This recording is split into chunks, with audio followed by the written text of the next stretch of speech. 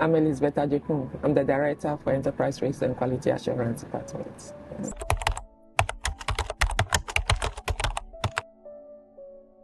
Quality assurance is very important to every organization. Even the PFM Act now mandates every institution to have risk units. And so the work we do here is very important. For every work that an organization does, there is a need to have an eye that will go through the operations to see where there is a need to focus on, so that if there is any risks that need to be attended to, you will see it even before you begin that operation. So our main focus is to assess risks in the various departments, and also new products or games that will be coming on board. It is our mandate to go through and then do risk assessment to ascertain the kind of risks there, so that departments will be aware of it, and so to focus when we start dealing with such products or games. Yeah.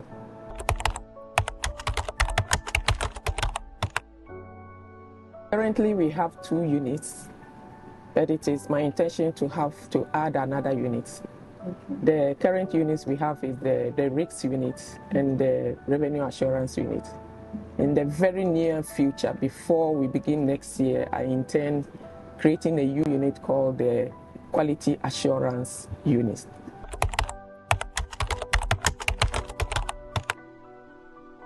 Revenue assurance is basically about safeguarding our revenues in the authority. And what we mean is that every cedi that the authority earns is being accurately captured, accounted for, and then protected to prevent revenue leakages.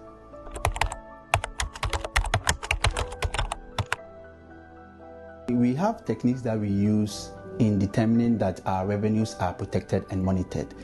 Some of them are daily reconciliations that we do on our credit intake. You know, when people buy credit for lotto operations, we have to make sure that all the credit that is bought on the POS machine is reflected in the TSP system and also the NLA systems.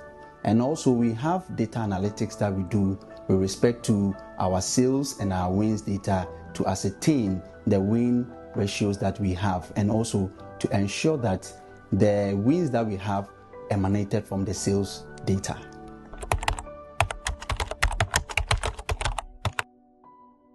The risk unit simply exists to identify, mitigate, monitor, and report on issues that can negatively affect the company, from reputation to our finances to our competitiveness. Anything that is a threat to our existence or our productivity or profitability is something that we look at.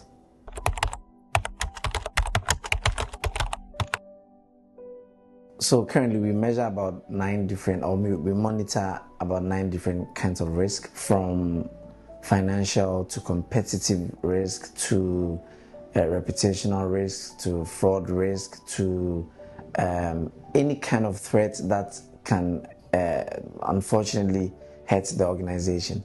So when we identify these threats, we also find ways of coming up with treatment plans together with the risk owners to mitigate them.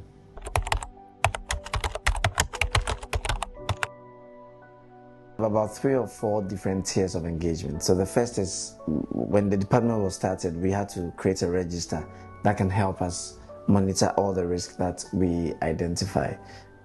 So from the various departments, we meet them from time to time, sit at the meeting. We have different levels of meeting. There are ones which are one-on-one, there are virtual meetings, there are times we sit in a mini conference with the entire department to assess the kind of risk that we face as an authority.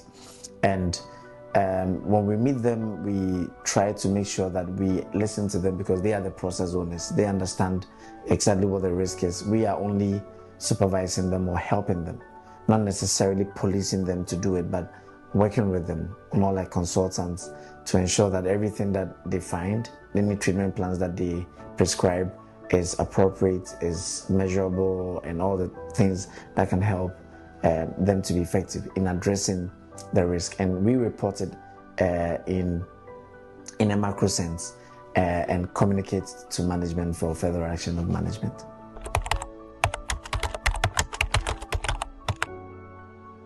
Indeed, we have a number of challenges. The first and foremost is our working space. Currently, we have some of our staff at the sales unit over there. We have some at the first floor. I'm sitting here. When it's like that, it makes supervision very difficult.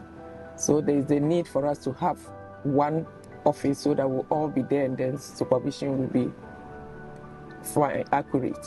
Secondly, I don't know, but it looks like NLA, the moment staff hear about risks, it's like we come in to find faults with them.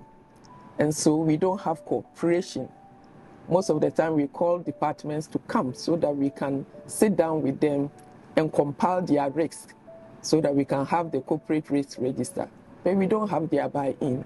We need to keep on talking, going to them, asking for dates, postponements before we get to sit with them. We even had some exercise, we never had their cooperation. We took it upon ourselves to do the work for them. Just sent it to them, go through and see whether what we've done is okay. Will you add or will you subtract? There was no cooperation. And so the challenge we have is non-cooperation of other members. And we also have risk champions in the various departments. We want them to actually work well. So if at their various units, if they see any risks and they report to us, then we can update the risk register. It is their mandate to scan through their regions and their departments to fish out the risks so that the fact that you're a risk champion, you fish out risks, it doesn't mean you are reporting your head of department, no. But it is our responsibility to have a risk register. And so it is only when you report to us that we can also update the risk register.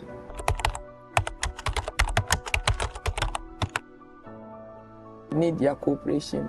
When they hear from us or receive a memo from us, they shouldn't just throw the memo away, but then they should take it seriously and work with whatever demands that we require of them.